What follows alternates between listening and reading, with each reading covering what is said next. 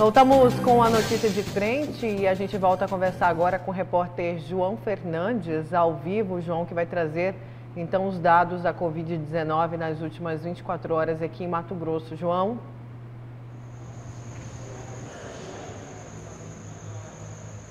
Oi, Nayara. Como a gente havia prometido, pois é, nas últimas 24 horas, segundo a Secretaria Estadual da Saúde, 57 pessoas, infelizmente, perderam essa batalha para o coronavírus. E nesse mesmo período, 1.707 pessoas contraíram a doença no estado. Você vai ver na tela agora essa arte que a gente preparou para você acompanhar os números absolutos aqui no estado do coronavírus, que até o momento, com mais essas 57 mortes e mais também 1.707 pessoas contaminadas com a Covid-19, agora os números são esses, né?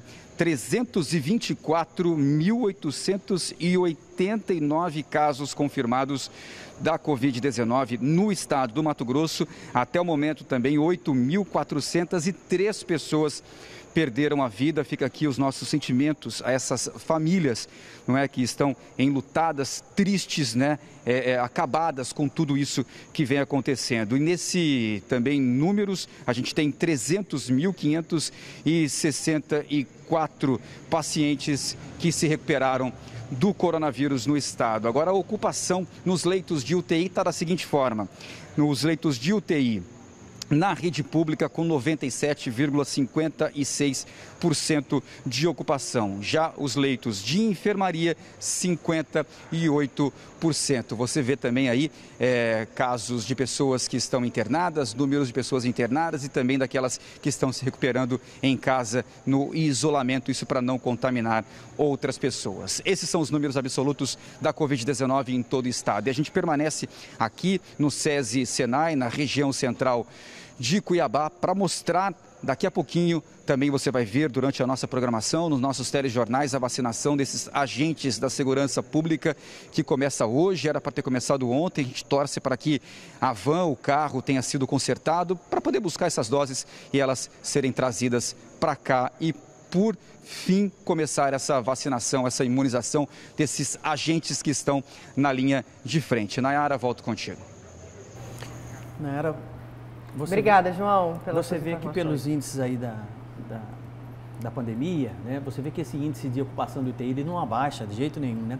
Até pouco tempo atrás, até no ano passado, nós tínhamos uma variação constante disso, 97 para 96, 96 para 94, subia para 95, mas havia uma certa movimentação nessa ocupação de UTIs, e agora você não vê isso, exatamente pelo fato de nós termos aí uma situação de que a ocupação das UTIs hoje tem as mais diversas faixas etárias.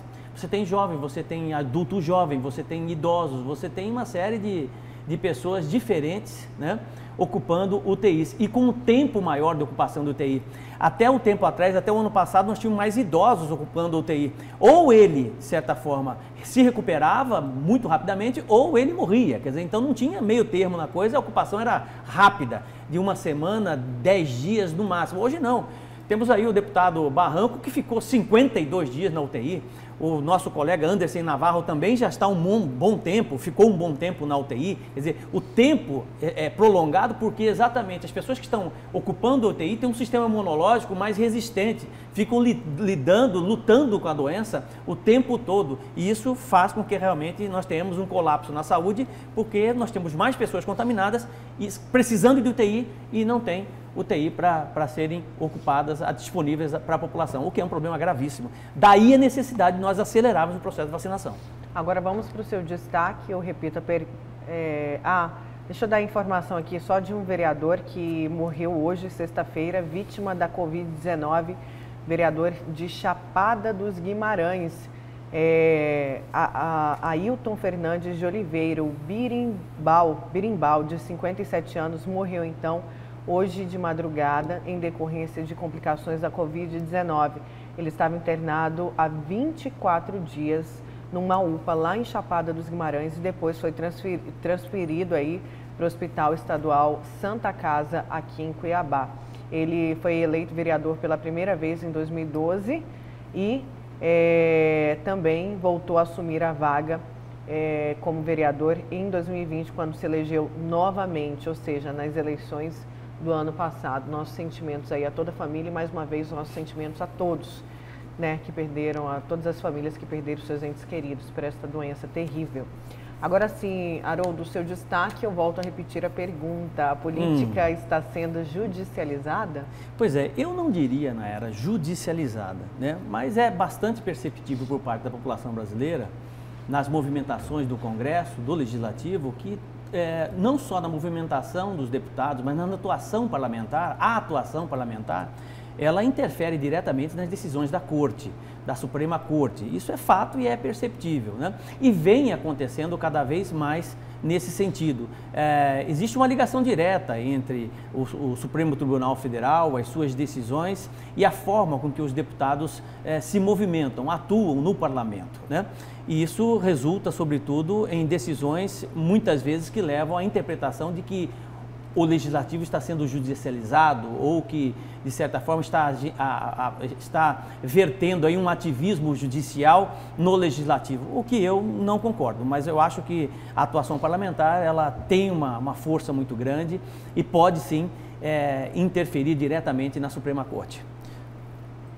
Né? Certo. Destaque? Porque tem a ver, né, com o seu destaque. Tem a ver, tem e não tem a ver, né, porque assim, claro que é uma pressão por parte de 2 senadores, o meu destaque vai tratar exatamente isso, o Cajuru, né, o Jorge Cajuru e o senador Alessandro Vieira, do Cidadania, do Sergipe, que pressionaram muito a Suprema Corte, principalmente, para que realmente fosse criada essa CPI da pandemia, CPI da Covid-19, né? E isso foi, de certa forma, pedido ontem, né, deferido ontem por parte do ministro Luiz Roberto Barroso, para que se crie, exatamente, para que o Senado crie essa CPI da Covid-19, para que apure, sobretudo, o governo federal, as responsabilidades. Será que realmente houve algum crime de responsabilidade por parte do governo federal, por parte dos ministros da saúde, por parte do presidente Jair Bolsonaro? Essa CPI da pandemia, ela sem dúvida alguma é muito importante para se apurar as responsabilidades, não necessariamente só do governo federal, mas eu acho que poderia se aprofundar, inclusive, até mais com relação às responsabilidades dos governos, dos municípios, até porque receberam montante de dinheiro, uma montanha de dinheiro do governo federal, e sabe-se lá de que forma foi aplicado esse dinheiro no enfrentamento à Covid-19. Mas o que a gente levanta e faz o questionamento que eu acho que é importante é se realmente este é o momento. Tanto é que em 11 páginas o presidente do Senado, né, Rodrigo Pacheco, que era contra a criação dessa CPI, defendeu, né, apresentou a sua tese sendo contra, né, justamente porque ele acredita, e eu tenho um certo alinhamento de raciocínio com ele, comungo da mesma ideia, de que esta CPI da pandemia ela é necessária, né? Ela é oportuna, mas não será, não deve e não deveria ser criada, né, de forma impositiva e por conta de uma decisão monocrática de apenas um ministro, né, num momento como esse. Por quê?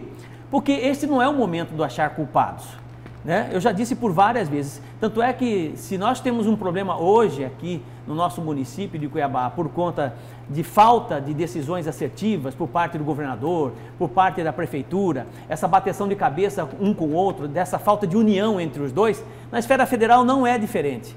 Nós não podemos ter aí uma desunião.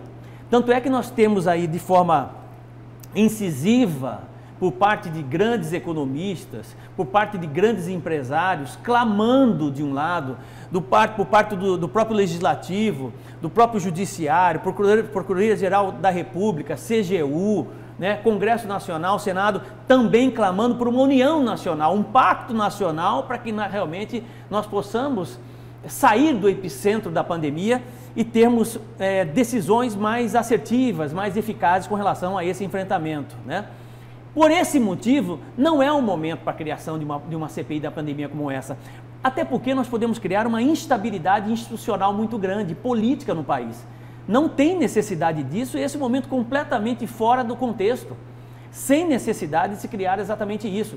É claro que a sociedade brasileira precisa ter transparência nesse processo todo. Até porque é dinheiro público, é tributo, é imposto que foi pago.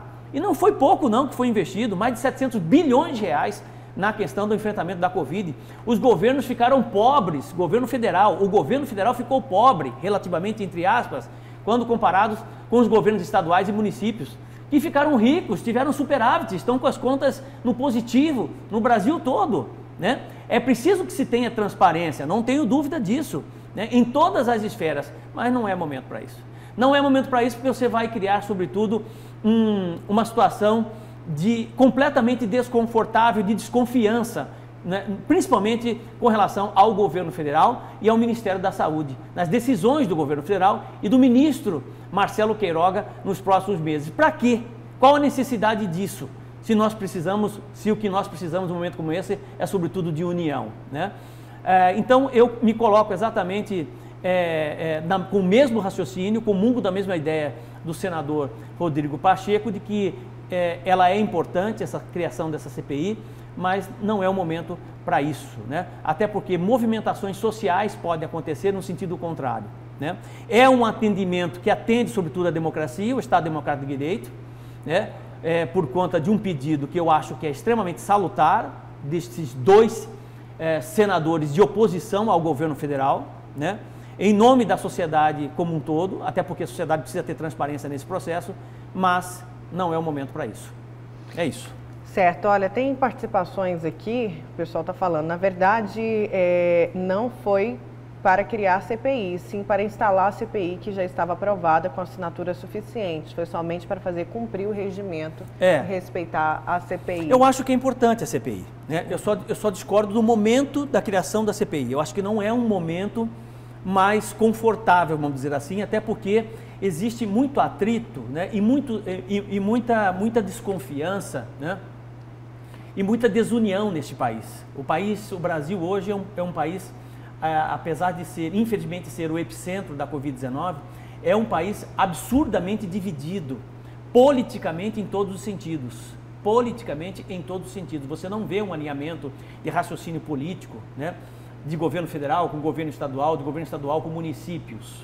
E isso é muito ruim. Os países conseguiram, de certa forma, ter bons resultados com relação às decisões de enfrentamento à Covid-19, de que se passagem, os próprios Estados Unidos agora com o Biden, né, que conseguiu, de certa forma, unir e ter medidas mais assertivas, muito melhores do que por parte do Trump, sem dúvida alguma, né? Isso é perceptível. Israel também, né? O Reino Unido, todos de certa forma se comportaram unindo o país, sociedade civil de um lado e poderes do outro, para que isso pudesse acontecer. Só mais uma mensagem aqui, o pessoal está falando do procedimento na Santa Casa, exigir acompanhante na enfermaria de Covid, isso não é arriscado? Verifica para a gente, por favor, minha sogra está internada na enfermaria. Já mandei para o secretário aqui de saúde, esperando o posicionamento a gente informa, tá? Olha, e o Observatório Social de Mato Grosso enviou uma carta aberta ao governador Mauro Mendes em relação à contratação de uma empresa para administrar UTI no Hospital Metropolitano. Um levantamento feito pela entidade mostra que a empresa teve índice de 100% de mortalidade no Hospital Regional de Sinop em alguns meses do ano passado. A Nayana Bricá conversou com a presidente e traz mais informações. O Observatório Social de Mato Grosso questiona o governo do estado em relação à contratação de uma empresa que presta serviços hospitalares atualmente ao Hospital Regional Metropolitano em Várzea Grande. A Elda Valim, que é presidente do Observatório Social, está aqui com a gente. Elda, esse questionamento, na verdade, já vem desde 2019, quando a empresa prestava serviços em Sinop. Explica pra gente o porquê desse questionamento. Nosso questionamento foi que a mortalidade em Sinop, em julho do ano passado, junho e julho estavam muito alta. Em julho estava mais de 90%. Então nós questionamos o governo e, em resposta, ele disse que ia instaurar uma comissão para investigar as mortes. Inclusive o observatório ofereceu para contribuir com um voluntário, um médico que tem altamente especializado em medicina intensiva, e o governo recusou. E passados todos esses meses, desde setembro, foi prorrogado 2 vezes a comissão e até hoje não tem resposta do porquê que aconteceram aquelas mortes. Em relação ao caso de Sinop, quais são os números que vocês constataram?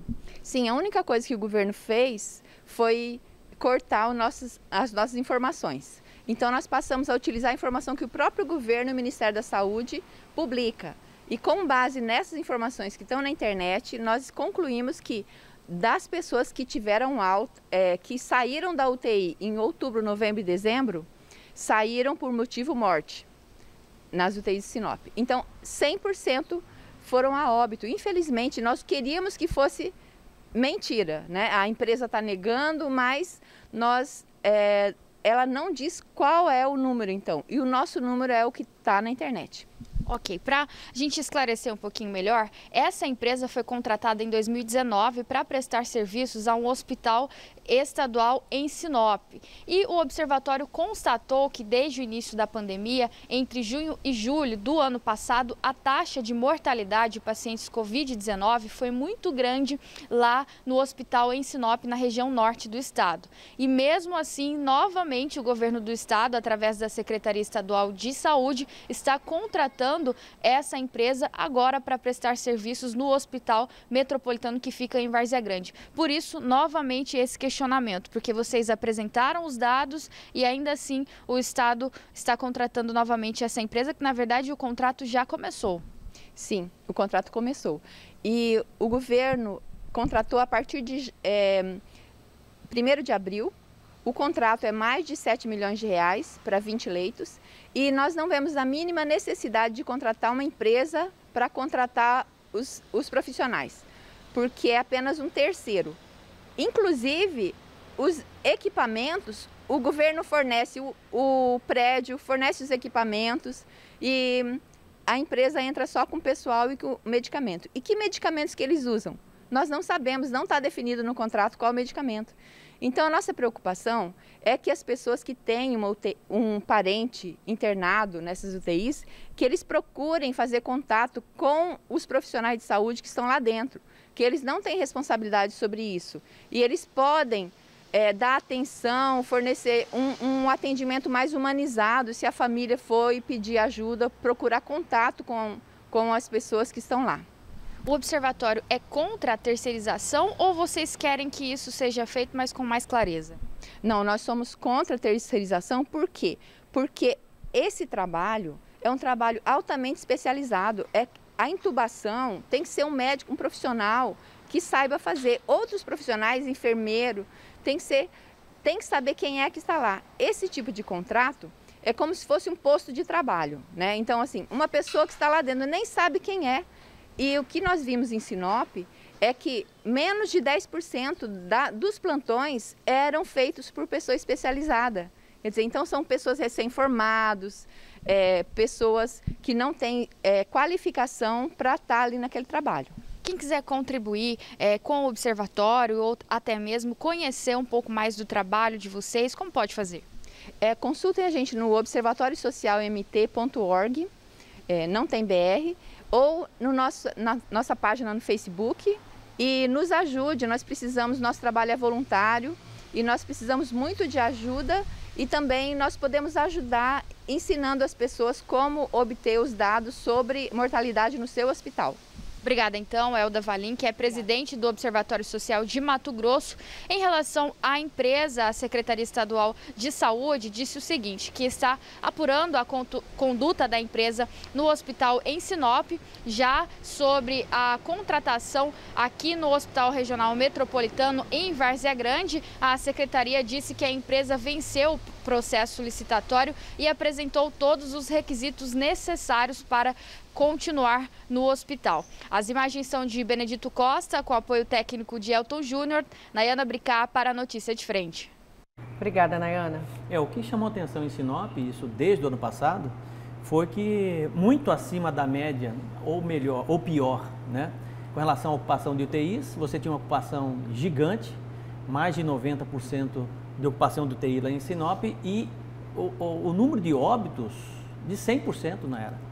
Como é que pode um negócio desse? Todos que ocuparam o UTI lá em Sinop acabaram falecendo. E realmente chamou a atenção de todo mundo essa falta de cuidado, o que é que estava acontecendo lá em Sinop, né? Despreparo por completo, profissionais realmente não capacitados, né, para poder operar as UTIs, sabendo que uma unidade de UTI precisa de pelo menos seis profissionais, dentre eles o intensivista, né?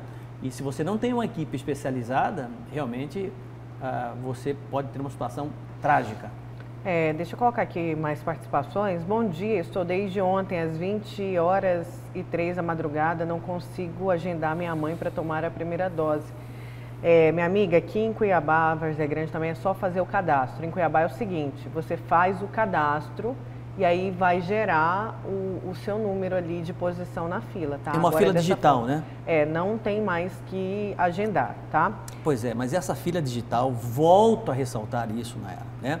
Eu tenho reclamações de pessoas que fizeram o agendamento para a fila virtual, estavam na 16ª colocação, 24 horas depois foram jogadas para a 26ª. Eu falei isso aqui, né? Pois é. Não dá para entender. Não dá para entender isso, gente. Alguma coisa está errado nesse processo. Está entendendo? Quer dizer, como é que pode?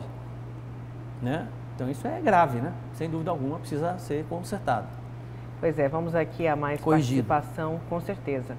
Bom dia, sugiro uma reportagem a respeito das obras na ponte da Avenida Beira Rio com a Sérgio Mota. Acredito que esta obra está com mais de 1 ano de atraso.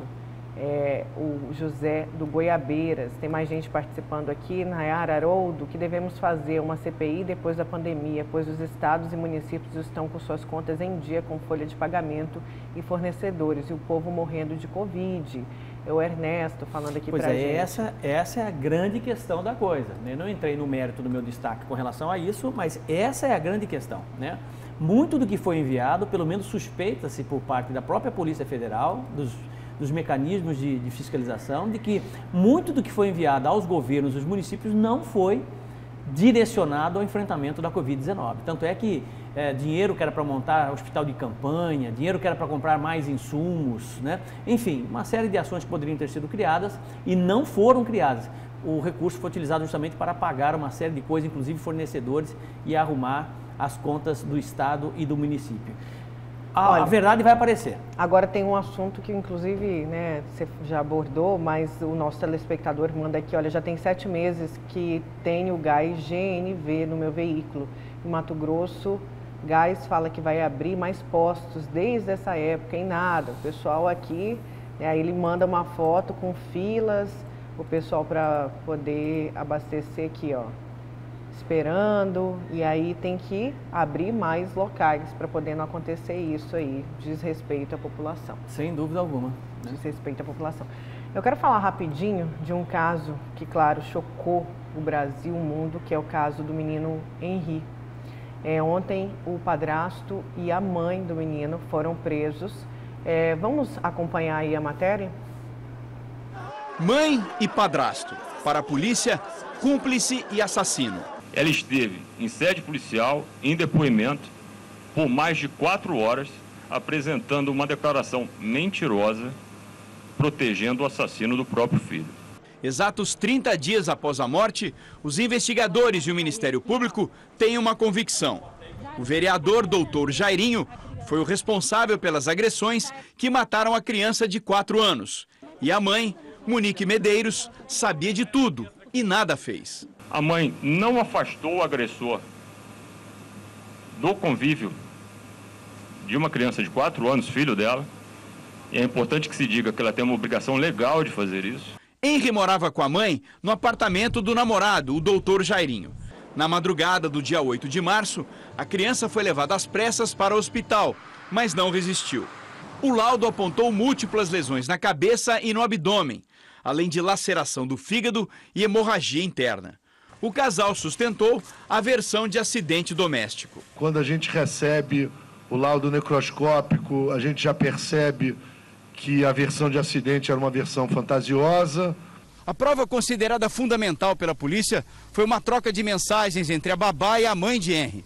As conversas aconteceram quase 1 mês antes da morte da criança e reforçaram a suspeita de que o vereador tinha um comportamento violento com o menino. Em um trecho dos diálogos de 12 de fevereiro, a babá relatou a Monique que Henri lhe contou que levou uma rasteira e chutes de Jairinho. Em outros, o menino reclamou que estava com o joelho doendo e que estava mancando. A babá disse à patroa que ia dar um banho no menino e que, como estava com dor, ele pediu para que ela não lhe lavasse a cabeça. A própria Monique sugere a ideia de colocar microcâmera no quarto. A polícia ainda descobriu que Jairinho usou da influência política para tentar acelerar a liberação do atestado de óbito no hospital para encobrir pistas. O vereador e a namorada foram presos na casa de uma tia dele. O casal não ofereceu resistência, mas tentou jogar fora 2 telefones celulares. Eles foram indiciados por homicídio duplamente qualificado e emprego de tortura.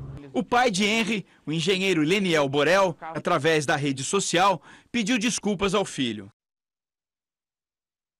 E esse caso, eu como mãe, a gente fica chocada.